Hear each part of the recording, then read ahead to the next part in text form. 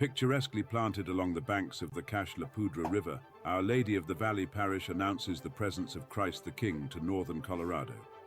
Where once thrived the lowly sugar beet, in one of the fastest growing parts of the Archdiocese of Denver, today, hearts come alive in Our Blessed Lady's company.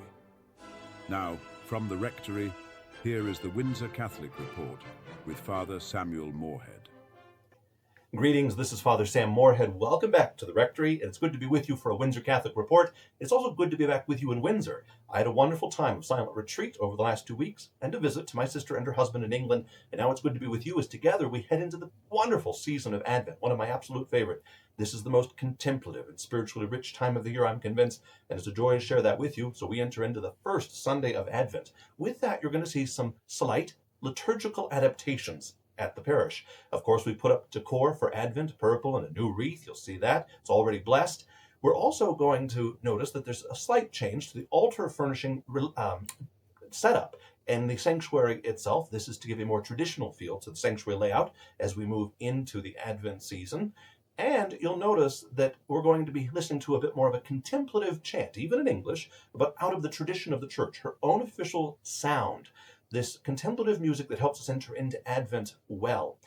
You'll notice that whereas we used to have the OCP breaking bread hymnals, those have been replaced, and I'm very happy and excited to introduce to you this new one. It's Source and Summit.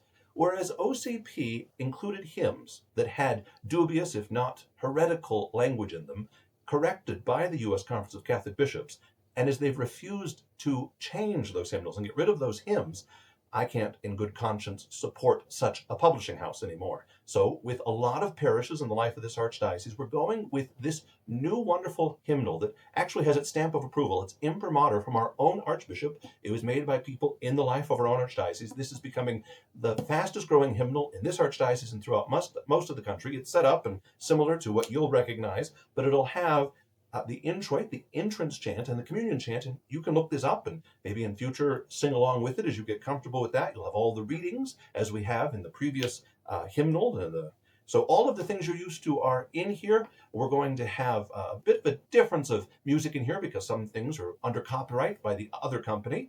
In addition to this, you'll notice in the next few weeks, the white binders are going to go away, and we will get a new little hymnal that goes with the contemporary music that we use at church. So we're refreshing of our books in the life of the church, of the space itself, to give a freshness as to help us to enter into the sacred season of Advent and a new liturgical year well. So for a more deep, prayerful, meditative reality such as Holy Church invites us to by the power of the Holy Spirit. Well, it's time to bring in the Giving Tree gifts. I know many of you took tags. You've bought your gifts. This weekend, there will be tables out, and we'll be collecting those gifts with all of the masses. Also this weekend, the Knights of Columbus, their world-famous peanut brittle is up for sale this weekend and next. You can find that these coming weekends here at the Life of the Church. I'm happy that my erotics class will resume this coming Wednesday and for the next 2 after it, so 3 more classes total on the next 3 Wednesday evenings. We gather at 6:30 p.m. in the parish hall. If you've never come, please join us. But these will be the last of the series in which we've had about 100 persons each night talk about Catholic culture, and it's been a great time, and I look forward to it. The women of the parish are invited to an Advent Day of Reflection. That will be next Saturday, the 6th of December, 9 until noon. You can see the flock note in the bulletin for more information about how to sign up, but it is a great time to enter in more deeply to prayer. On the week from Monday, we will have the Great Feast, the Solemnity of the Immaculate Conception. Mary, under this title, is patroness of our nation, of our archdiocese, and even of our parish itself. Because when you have a title of Our Lady, you have to find a feast day that aligns with that, and years ago they selected this one.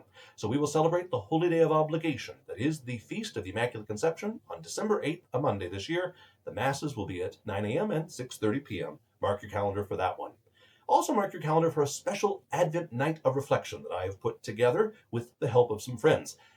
We will gather at 6:30 p.m. at the church. I'm going to give a meditation upon Advent spirituality in light of the Blessed Virgin Mary. And then from 7 until 8, we're going to have a Eucharistic Holy Hour that will be mostly silent, but punctuated with great works of sacred music in the life and the history of the church by a visiting choir that's made such these gatherings of prayer with holy hours at many parishes in the life of our archdiocese. So this has become a beautiful tradition that this group wants to share for the first time at Our Lady of the Valley. So from 7 to 8, we'll have a Eucharistic Holy Hour punctuated with beautiful pieces of Advent music, some of them which you know. O Come, Emmanuel, and the Advent Marian antiphon to Our Lady, the Alma Redemptoris Mater, which we're going to start singing after the end of each Mass, beginning this Sunday and moving forward. And then there'll be other pieces as well. Well, while I was on retreat in England, I was productive, not only in deep prayer, but I actually wrote something. I put together a book of Advent meditations, and I want to share them with you. I'm calling it Lessons of Advent. For each of the days of Advent, beginning really with the 1st of December and then moving on until Christmas, I have a daily meditation based on a different great piece of Advent music. I've also prepared a companion Spotify playlist, so you can read the meditation out of the book and then listen to the song each day to help you prepare for Christmas.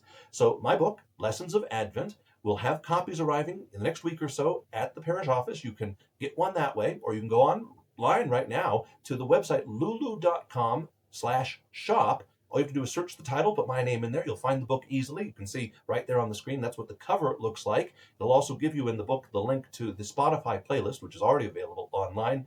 And this perhaps is a way that you and others can enter more deeply into this beautiful contemplative season of Advent. I wanted to share this with you because it was a great fruit of my own prayer during my time of retreat just over a week ago. So that is my Lessons of Advent meditation book for this season that we're starting this weekend.